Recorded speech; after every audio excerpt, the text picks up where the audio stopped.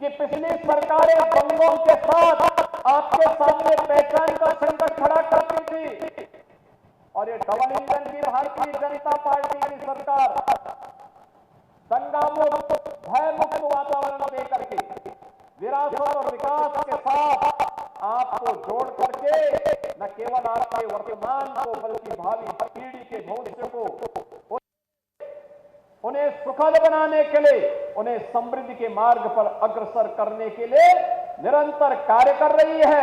आज उसके परिणाम भी हम सबको देखने को मिल रहे हैं। बरेली में प्रति व्यक्ति आय में वृद्धि हुई, यहां के इंफ्रास्ट्रक्चर में आमूलचूल परिवर्तन देखने को मिल रहा है। आज हम लोग प्रातः काल से ही बरेली मंडल से जुड़े हुए सभी मान्य जनप्रतिनिधियों के साथ बैठ करके इन कार्य योजनाओं पर चर्चा भी कर रहे थे। शासन के वरिष्ठ अधिकारी उन्हें लागू करने के लिए उन कार्य योजनाओं की प्राथमिकताओं को तय कर रहे हैं और अभी ये कार्य योजना जब लागू होगी तो बरेली के विकास को, पीलीभीत के विकास को, शाहजहांपुर के विकास को, बदायूं के विकास को एक नई उड़ान मिलने वाली है, एक नई उड़ान मिलने वाली है। बहनों और भाइयों, जब अच्छे जनप्रतिनिधि आप चुनते हैं तो विरासत और विकास की प्रक्रिया को आगे बढ़ाते हैं। वहां पर आम जन की संतुष्टि ही उनका आधार बनती है, जिसके बारे में आदरणीय प्रधानमंत्री जी ने कहा, सबका साथ और सबका विकास। उनका जो ये मंत्र है, ये संतुष्टिकरण का वही मंत्र है जिसमें योजनाओं में किसी के प्रति कोई भेदभाव नहीं, विकास सबका लेकिन तुष्टिकरण किसी का नहीं। हम विकास की योजनाओं का लाभ बिना भेदभाव के, बिना जाति, मत, मजहब, क्षेत्र, भाषा देखे हर एक नागरिक को देंगे। लेकिन अगर कोई मानता हो कि कुछ विशेष रूप से उनके लिए पिछली सरकारों की तर्ज पर पिक एंड चूज के आधार पर योजनाएं बनेंगी, अब वह नहीं हो सकता है। ये नया भारत है। नया भारत योजनाओं में भेदभाव नहीं करता है। नया भारत उत्तर से दक्षिण तक, पूरब से पश्चिम तक पूरे भारत को जोड़ने में विश्वास रखता है। समाज के समग्र विकास को आगे बढ़ाता है। दलितों के लिए, वंचितों के लिए, पिछड़ों के लिए, समाज में जो लोग अब तक छूट चुके हैं उन्हें आगे बढ़ाने के लिए सरकार पूरी प्रतिबद्धता के साथ कार्य करती है। और इसी का परिणाम है कि आपने यहां पे देखा होगा, रोजगार मेला भी लगा। रोजगार मेले में नियुक्ति पत्र भी वितरित हुए। युवाओं के विकास और समृद्धि के उस सोच को, उनके उस विजन को आगे बढ़ाने के लिए, उनकी उस संकल्पना को आगे बढ़ाने के लिए उत्तर प्रदेश में हम लोगों ने मुख्यमंत्री युवा उद्यमी स्कीम लागू की है। मुख्यमंत्री युवा उद्यमी स्कीम में कोई युवा अगर अपना व्यवसाय करना चाहता है, उसका चयन करना, उसका प्रशिक्षण करना, प्रशिक्षण के बाद बैंक से उसे 5 लाख रुपए का गारंटी मुक्त, ब्याज मुक्त ऋण उपलब्ध करवाना और व्यवसाय प्रारंभ करने के लिए व्यक्ति जब का शुरुआत करता है तो 10% तक मार्जिन मनी भी सरकार उसे उपलब्ध करवा रही है। अगर वह अपना मूलधन वापस कर लेता है समय पे बैंक को, अगली बार 7.5 लाख रुपए की अगर वह भी वापस होता है तो तीसरी बार उसको 10 लाख रुपए की गारंटी मुक्त और ब्याज मुक्त ऋण उपलब्ध करवाने के लिए सरकार कार्य कर रही है। 70,000 से अधिक युवाओं को अब तक इस व्यवस्था के साथ हम जोड़ चुके हैं। बहनों और भाइयों, अभी हाल ही में आपने देखा होगा, पहले युवाओं के लिए योजना नहीं बनती थी, कोई योजना नहीं बनती थी। 2017 के पहले युवाओं के सामने पहचान का संकट था।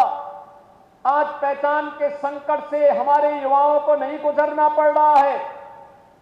2017 के पहले अगर कोई सरकारी नौकरी आती थी, उस सरकारी नौकरी पर डकैती डाली जाती थी। उस सरकारी नौकरी भी कैसे, बंदरबाट उसमें होता था। कहीं चाचा वसूली के लिए निकलते थे, कहीं बबुआ वसूली के लिए निकल रहे हैं, कहीं पर कोई भतीजा निकल रहा है, कहीं कोई भाई निकल रहा है, और उन रिश्तों को देख करके आप भी उस समय हर व्यक्ति असमंजस में रहता था कि महाभारत में तो ये रिश्ते देखे थे, लेकिन एक नौजवान की नौकरी पर भी ये रिश्ते कैसे हावी होकर के लूट मचाए हुए हैं, ये दृश्य आपने देखा होगा।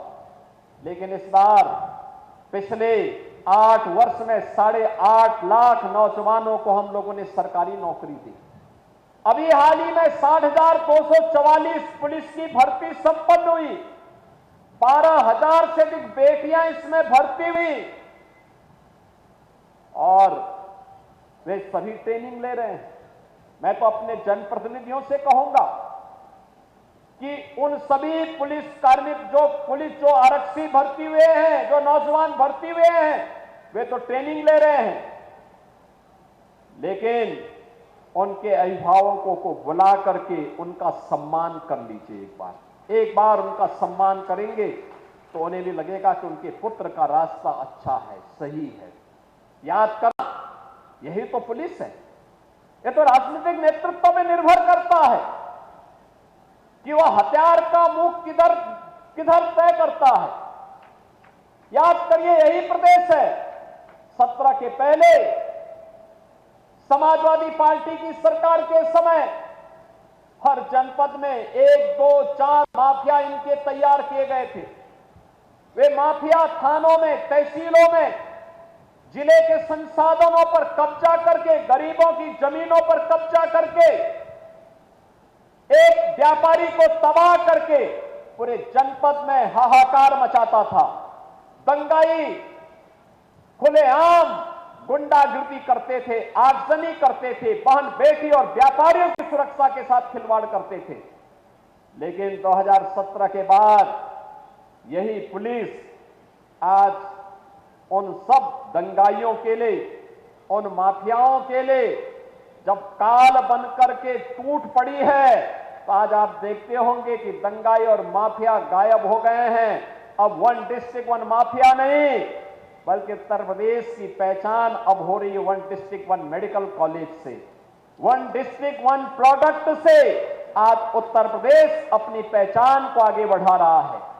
बहनों और भाइयों, ये नए उत्तर प्रदेश की नई पहचान है, जहां पर सुरक्षा भी है, समृद्धि भी है, गरीब कल्याणकारी योजनाओं का लाभ बिना भेदभाव के हर गांव, हर गरीब, हर किसान, हर नौजवान और हर नागरिक को प्राप्त हो रहा है। तो साथ ही साथ प्रदेश में इंफ्रास्ट्रक्चर डेवलपमेंट के भी नए मॉडल, कहीं मेट्रो, कहीं हाईवे, कहीं एक्सप्रेस हाईवे, कहीं एयरपोर्ट, ये सभी प्रभावी ढंग से आगे बढ़ाने के काम हो रहे हैं। बाईपास का निर्माण हो, ब्रिजेज का निर्माण हो, फ्लाईओवर और रेल ओवर ब्रिजेज के निर्माण के कार्य हो, गांव की कनेक्टिविटी को और बेहतर बनाने का कार्य हो, ये सभी कार्य हम लोग तेजी के साथ आगे बढ़ाने का कार्य कर रहे हैं। और उसी क्रम में आज हम सब बरेली में आए हैं। नाथ कॉरिडोर से तो यह अपनी पहचान देता ही है। भगवान पार्श्वनाथ का भी ये पावन धरा है बरेली, जैन तीर्थंकर। ये उत्तर प्रदेश का सौभाग्य है कि अपनी आध्यात्मिक विरासत के लिए उत्तर प्रदेश ने देश को बहुत कुछ दिया है। यहां पर राम की भी जन्मभूमि उत्तर प्रदेश, श्री कृष्ण की भी जन्मभूमि उत्तर प्रदेश, बुद्ध की भी जन्मभूमि और महापरिनिर्वाण भूमि उत्तर प्रदेश से लगती है। तो बहनों और भाइयों, भगवान बुद्ध से जुड़े हुए जितने भी महत्वपूर्ण स्थल हैं, वे सभी उत्तर प्रदेश से जुड़े हुए हैं। महत्वपूर्ण स्थल उत्तर प्रदेश से जुड़े हुए हैं। जैन तीर्थंकरों की, ज्यादातर जैन तीर्थंकरों की भूमि उत्तर प्रदेश है। अयोध्या हो या काशी या बरेली, हमारे जैन तीर्थंकरों की पावन भूमि के रूप में भी ये अपनी पहचान बनाता है। IBRI बरेली को एक नई पहचान दे रहा है। और आज इन्हीं सब कार्यक्रमों के साथ हमें यहां पर जुड़ने का एक अवसर प्राप्त हो रहा है। बहनों और भाइयों, आज यहां पर अनेक परियोजनाओं का, जिसमें हम लोगों ने बाढ़ सुरक्षा से जुड़े हुए, रामगंगा के जुड़े हुए उन तमाम बाढ़ की 9 परियोजनाओं का भी आज यहां पे लोकार्पण किया है। इसके साथ ही NH-24 से शंका पुल तक के मार्ग के चौड़ीकरण के कार्य का भी लोकार्पण का कार्यक्रम के साथ ही यहां के यूनानी मेडिकल कॉलेज के लोकार्पण और पुराने कारागार को फिर से चालू करने वाले पुराने भवनों की मरम्मत और निर्माण के कार्यों को भी हम लोगों ने यहां पर आज लोकार्पण के कार्य के साथ जोड़ा है।